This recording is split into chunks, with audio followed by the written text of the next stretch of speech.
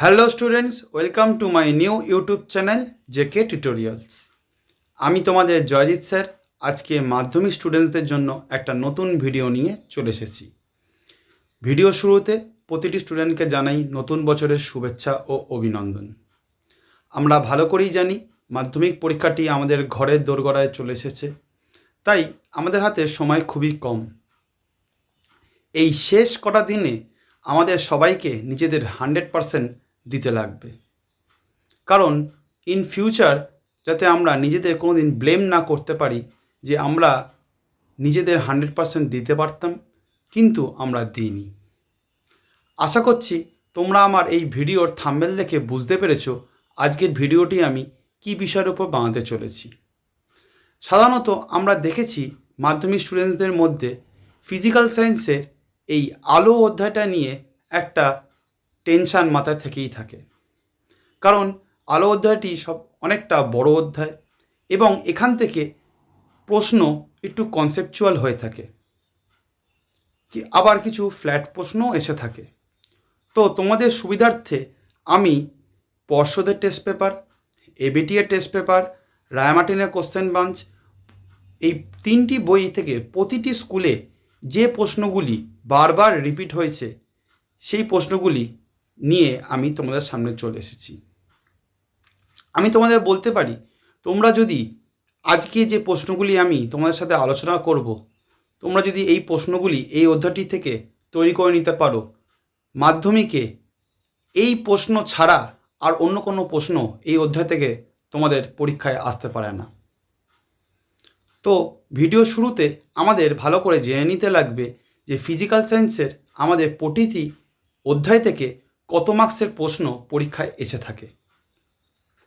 তোমাদের সুবিধার্থে আমি একটা তালিকা তোমাদের সামনে নিয়ে এসেছি। তোমরা দেখলেই বুঝতে পারবে যে আমাদের ক্লাস 10-এ ফিজিক্যাল সায়েন্সে মোট 13টি অধ্যায় আছে। এই 13টি অধ্যায়ের মধ্যে সবথেকে বেশি ওটা যে প্রশ্ন যে দুটি অধ্যায় থেকে হয়ে থাকে সেটি হলো আলো আর চলতড়িৎ। এই আলো থেকে আমাদের মাধ্যমিকের পরীক্ষায় মোট 12 মার্কসের প্রশ্ন এসে থাকে, যেখানে গ্রুপ 1 থেকে আমাদের 1 মার্কসের 2টি প্রশ্ন, গ্রুপ বিতে আমাদের 1 মার্কসের 2টি প্রশ্ন, গ্রুপ সিতে আমাদের 2 মার্কসের একটা প্রশ্ন এবং গ্রুপ ডিতে 3 মার্কসের 2টি প্রশ্ন পরীক্ষায় অ্যাটেন্ড করতে হয়। তো এবছর 2026-এ মাধ্যমিকের জন্য আলো অধ্যায় থেকে যে প্রশ্নগুলি খুবই গুরুত্বপূর্ণ সেগুলো আজকে আমি তোমাদের সাথে আলোচনা করব। প্রথম প্রশ্নটি দেখো, যেটি আমাদের আলো অধ্যায় থেকে করতে লাগবে, সেটি হলো আলোর বিক্ষেপণ কী?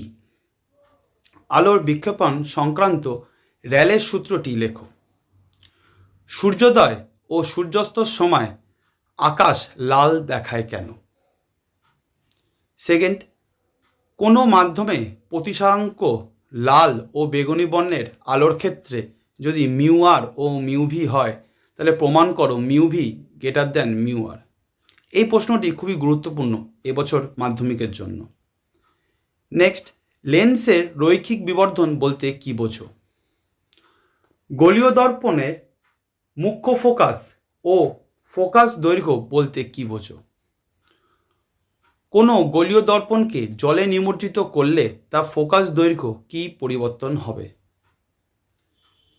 উত্তল দর্পণে বস্তুর প্রতিবিম্ব গঠন চিত্রসহ ব্যাখ্যা করো। তোমাদের সুবিধার্থে বলে রাখি স্টুডেন্টসরা, এই অধ্যায় আমাদের অনেকগুলো ডায়াগ্রাম পরীক্ষায় দিয়ে থাকে। এই প্রতিটি ডায়াগ্রামে আমাদের আলোর যে রেগুলো থাকে বা রশ্মিগুলো, সেগুলো কিন্তু আমাদের ডায়াগ্রামে আমাদের অভিমুখ মেনশান করতে লাগবে।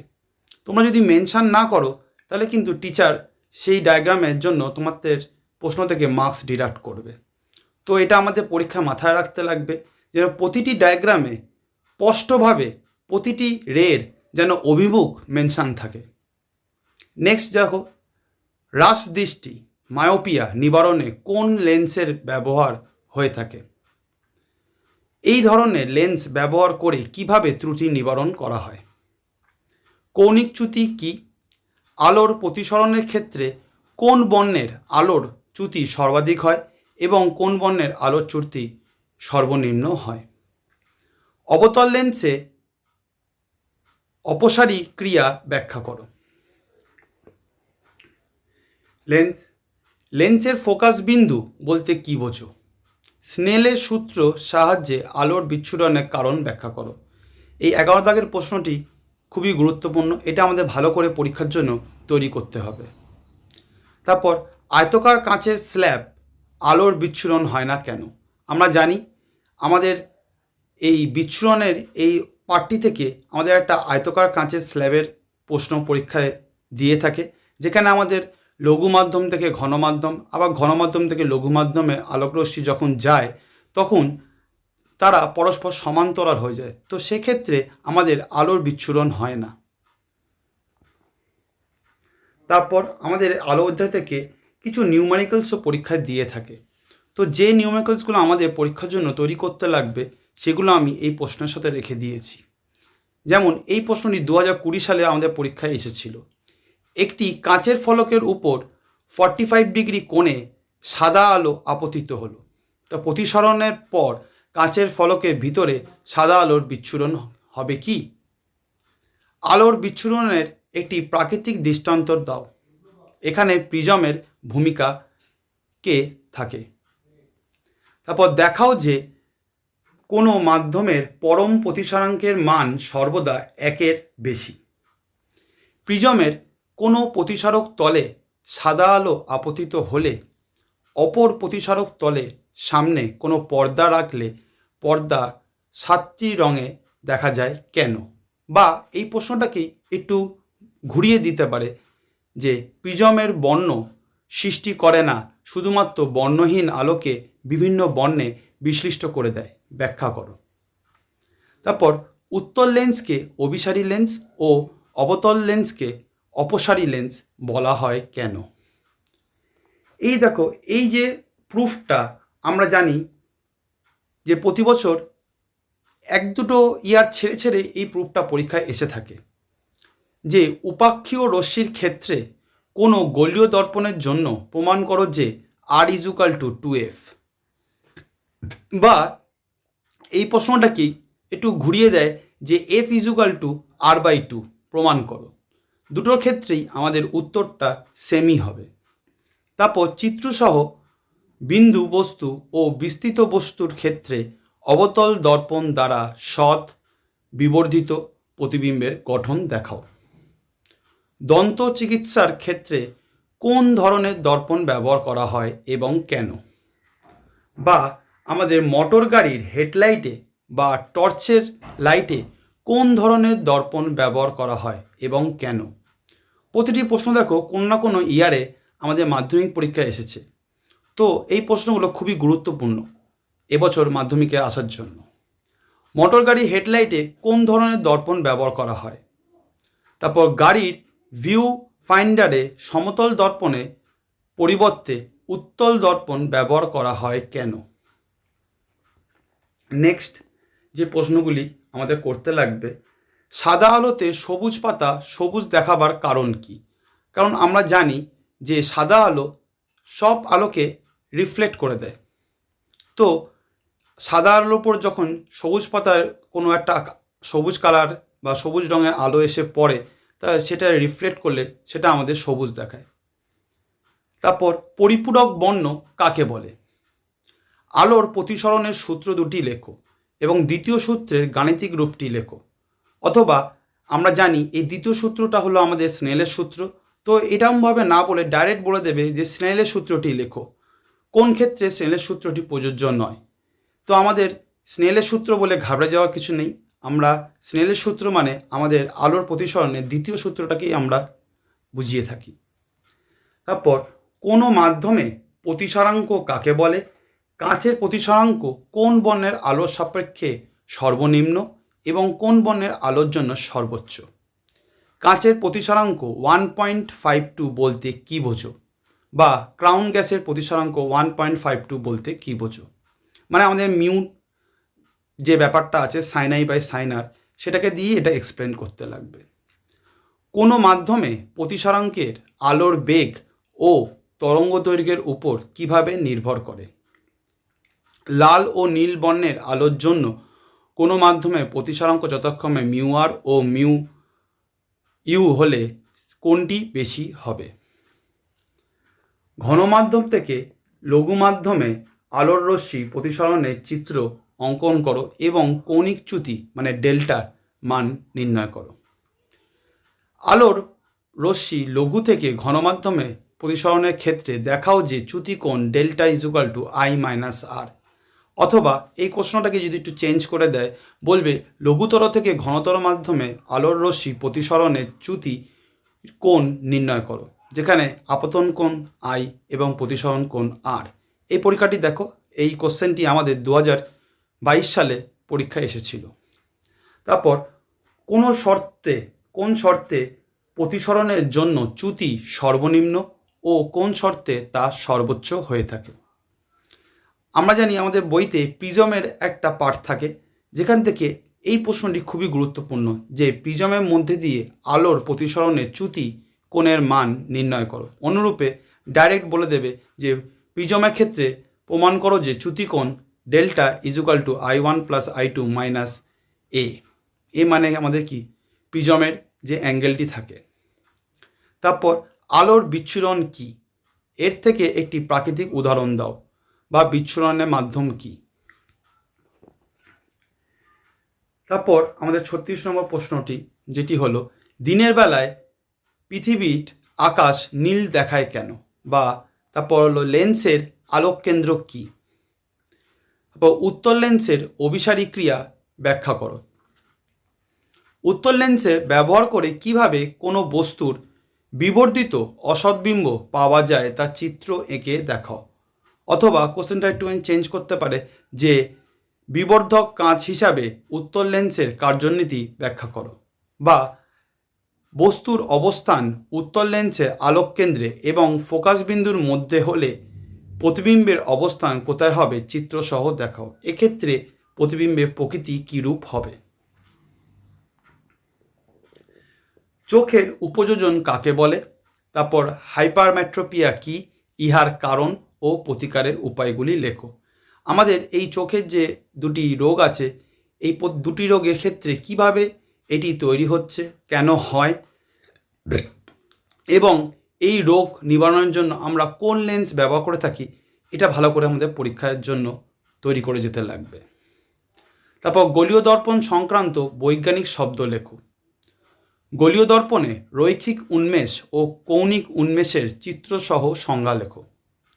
আলোর প্রতিফলনের সূত্রগুলি বিবৃত করো।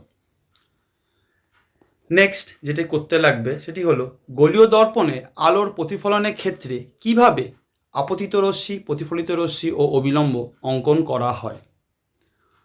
তারপর একটি গলীয় দর্পণের উপর একবার লাল আলো, একবার নীল আলো এবং লাল আলো ফেলা হলো। দুটির ক্ষেত্রে কি দর্পণটি ফোকাসের দৈর্ঘ্য একই হবে বা না আলাদা হবে? উপাক্ষীয় রশ্মি ও প্রান্তিক রশ্মি কি?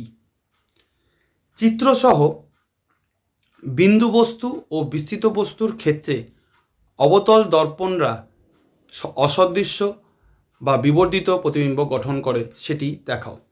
অসৎ এবং বিবর্ধিত প্রতিবিম্ব গঠন করে সেটি দেখাও। তোমাকে একটি দর্পণে দেওয়া হলো, স্পর্শ না করে কিভাবে শনাক্ত করবে যে দর্পণটি সমতল, অবতল না উত্তল? এরকম কনসেপচুয়াল প্রশ্ন মাধ্যমিকে সাধারণত এসে থাকে। তো আমাদের এরকম টাইপের প্রশ্নগুলি মাধ্যমিকের জন্য আমাদের ভালো করে তৈরি করে রাখতে লাগবে। নেক্সট যে প্রশ্নটি, দাড়ি কামানোর সময় সমতল দর্পণের পরিবর্তে অবতল দর্পণ ব্যবহার করা হয় কেন? তারপর আলো কি ধরনের তরঙ্গ? কোনো মাধ্যমে আলোক তরঙ্গের বেগ আলোর তরঙ্গর দৈর্ঘ্য ও কম্পাঙ্কের সঙ্গে কিভাবে সম্পর্কযুক্ত? বা তোমাকে এখান থেকে অনেক রকম ছোট ছোট টাইপের নিউমারিক্যালসও দিতে পারে এই সম্পর্ক থেকে, যে আলোর বেগ দিয়ে দিল, আলোর তরঙ্গের দৈর্ঘ্য দিয়ে দিল, কম্পাঙ্কের মানটা বার করো। তড়িৎচুম্বকীয় তরঙ্গে বর্ণালী কাকে বলে? এই বর্ণালীর প্রধান অংশগুলি কি কি? দৃশ্যমান আলোকরশ্মির তরঙ্গ দৈর্ঘ্যের পাল্লাটি লেখো। তারপর অতিবেগুনি রশ্মি, এক্স রশ্মি ও গামা রশ্মির ব্যবহার ও ক্ষতিকারক প্রভাবগুলি লেখো। শূন্য বা বায়ুমাধ্যম ছাড়া অন্য কোনো ঘনমাধ্যমে লাল আলোর গতিবেগ বেশি ও বেগুনি আলোর গতিবেগ কম হয় কেন? কোনো আলোক রশ্মির লঘু থেকে ঘন মাধ্যমে ও ঘন থেকে লঘু মাধ্যমে প্রবেশ করলে উভয় ক্ষেত্রে আলোক রশ্মির গতিবেগ, তরঙ্গ দৈর্ঘ্য ও কম্পাঙ্কের কীরূপ পরিবর্তন হয়? বিভিন্ন বস্তুর বর্ণ বিভিন্ন হওয়ার কারণ কি? বা এই কোশ্চেনটাকে একটু চেঞ্জ করে দিতে পারে, কোনো বস্তুর রং সাদা বা কালো বলতে কি বোঝো? লাল আলোতে সবুজ পাতাকে কালো দেখাবার কারণ কি? কারণ আমরা জানি যে বস্তুর অরিজিনাল কালার যেটা হয় সেটাই ছাড়া বাকি অন্য কোনো কালার যদি সেই বস্তুর উপর পড়ে তাহলে বস্তু সেই কালারটাকে কী করে না অ্যাবজর্ব করে নেয়। তো সবুজ পাতার উপর যদি লাল আলো পড়ে তাহলে সবুজ পাতা কী করবে না এই লাল আলোর কালারটাকে অ্যাবজর্ব করে নেবে, তো কোনো আলোই রিফ্লেক্ট হবে না। তো সেক্ষেত্রে আমাদের সবুজ পাতাটাকে কালো দেখাবে। এরকম কনসেপচুয়াল প্রশ্ন পরীক্ষা সাধারণত দিয়ে থাকে। দেখো তারপর বলছে একটি লাল কাঁচকে নীল আলোতে কালো দেখানোর কারণ কি? বা একটি লাল কাঁচ এবং একটি নীল কাঁচ পরপর রেখে তার উপর সূর্যের আলো ফেললে কাঁচ দুটিকে কালো দেখায় কেন? তারপর যে প্রশ্নগুলি করতে লাগবে, মৌলিক বর্ণ কি? সাদা জামার কাচার পর নীল দেওয়া হয় কেন? পরম প্রতিসরাঙ্ক কি? কাঁচের স্ল্যাবের মধ্যে দিয়ে আলোর প্রতিসরণের ক্ষেত্রে পার্শ্বীয় সরণের মান কি কি বিষয়ের উপর নির্ভর করে? কোনো শর্তের সমান্তরাল কাঁচফলকে আপতিত রশ্মি কোনো পার্শ্ব সরণ ছাড়াই বিপরীত তল থেকে নির্গত হয়। কোনো কাঁচের স্ল্যাবের মধ্যে দিয়ে আলোক রশ্মি প্রতিসরণ হলে আপতিত রশ্মির পার্শ্বীয় প্রতিসরণ হয়। এই সরণ কখন সর্বোচ্চ হবে? বর্ণালী কাকে বলে? সাদা আলোর বর্ণালীতে কি কি বর্ণ থাকে ক্রম অনুযায়ী সাজাও। মানে আমাদের ভিবজিওর যেটি পাঠটি রয়েছে সেটিকে এখানে বলতে লাগবে। তারপর চাঁদের আকাশ কালো হয় কেন?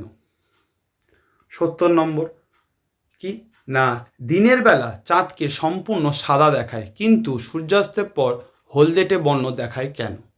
লেন্স কি? পাতলা লেন্স কি? বা পাতলা লেন্সের আলোক কেন্দ্র বলতে কি বোঝো? একটি উত্তল লেন্সের প্রধান অক্ষের সমান্তরাল আপতিত আলোক রশ্মি গুচ্ছের জন্য প্রতিসৃত রশ্মির চিত্র আঁকো। ফোকাসকে এফ চিহ্নিত করো। এটি কোশ্চেনটি 2022 সালে আমাদের পরীক্ষায় এসেছে। আমাদের বইতে দেখবে যে বিভিন্নভাবে রয়েছে। ফোকাসে আমাদের যদি সেন্টার অফ কার্ভেচার দিয়ে যায় বা আমাদের ফোকাস দিয়ে যায় তাহলে সেক্ষেত্রে আপতিত রশ্মি পড়ার পর প্রতিফলিত রশ্মি কীভাবে চেঞ্জ হবে সেগুলি আমাদের ভালো করে রে ডায়াগ্রামগুলোকে আমাদের প্র্যাকটিস করে যেতে লাগবে। কোনো লেন্সের ফোকাস দৈর্ঘ্য কিসের উপর নির্ভর করে? উত্তল লেন্স কিভাবে সৎ, অবশিষ্ট ও খর্বাকার প্রতিবিম্ব গঠন করে তা রেখাচিত্রের সাহায্যে দেখাও। এই রেখাচিত্রগুলো আমাদের খুব ভালো করে প্র্যাকটিস করতে লাগবে। প্রতিটি রশ্মির অভিমুখ যেন মাস্ট আমাদের মেনশন করতে লাগবে যে আলোটা কোন দিক থেকে কোন দিকে যাচ্ছে। তা না হলে টিচার কিন্তু সেই চিত্রে তোমাদের ফুল মার্কস দেবে না। উত্তল লেন্সের সাহায্যে কিভাবে সৎ ও বিবর্ধিত প্রতিবিম্বটি গঠন করা হয় বা গঠন করা যায়? উত্তল লেন্সের সামনে ফোকাস দূরত্ব যদি এফ ফোকাস দূরত্ব দ্বিগুণ দূরত্বে বস্তু রাখলে কোথায় প্রতিবিম্ব তৈরি হবে প্রয়োজনীয় চিত্রের সাহায্যে দেখাও। এক্ষেত্রে প্রতিবিম্বের প্রকৃতিও লেখো। একটি সরল ক্যামেরায় কী ধরনের লেন্স ব্যবহৃত হয়? ক্যামেরায় তোলা ছবি বৈশিষ্ট্য কী? তারপর ক্যামেরায় উত্তল লেন্সের কার্যনীতি চিত্র অঙ্কন করে দেখাও। হ্রাস বা স্বল্পদৃষ্টি বা মায়োপিয়া কি? ইহার কারণ লেখো। তারপর চোখ ও ক্যামেরার মধ্যে পার্থক্য লেখো।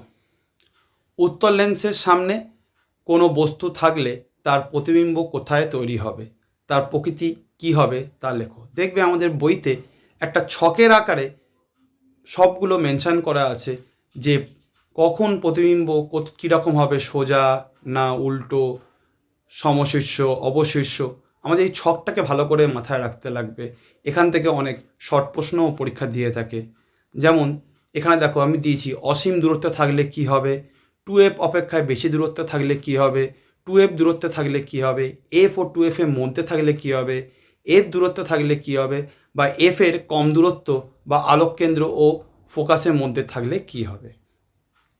তা তোমাদের সামনে দেখো আমি যে প্রশ্নগুলি আজকে আলোচনা করলাম, তোমরা যদি এই প্রশ্নগুলি এই আলো অধ্যায় থেকে তৈরি করতে পারো, আশা করি এর বাইরে কোনো প্রশ্ন আমাদের এই আলো অধ্যায় থেকে আমাদের করতে লাগবে না। যদি প্রশ্ন এসে থাকে এর মধ্যে থেকেই আসবে। যদি তোমাদের ভিডিওটি ভালো লেগে থাকে অবশ্যই আমার এই চ্যানেলটিকে কমেন্ট করে দিও। আর এই পিডিএফটি তোমরা যদি ডাউনলোড করতে চাও তাহলে আমি এই চ্যানেলের ডেসক্রিপশানে আমি আমার টেলিগ্রাম চ্যানেলের লিঙ্কটি দিয়ে দেবো। তোমরা সেই টেলিগ্রাম চ্যানেলে সরাসরি যুক্ত হয়ে এই পিডিএফটি ডাউনলোড করে নিতে পারবে। যদি তোমাদের এই প্রশ্নগুলোর মধ্যে কোনো প্রশ্নের উত্তর জানা না থাকে বা বুঝতে পারছো না যে কিভাবে লিখবে বা বইতে সেরকম ভালো করে গুছিয়ে দেওয়া নেই, অবশ্যই আমাকে কমেন্টে জানিও। আমি তাহলে সেই প্রশ্নগুলি উত্তর নিয়ে তোমাদের সামনে একটা নতুন ভিডিও নিয়ে চলে আসবো।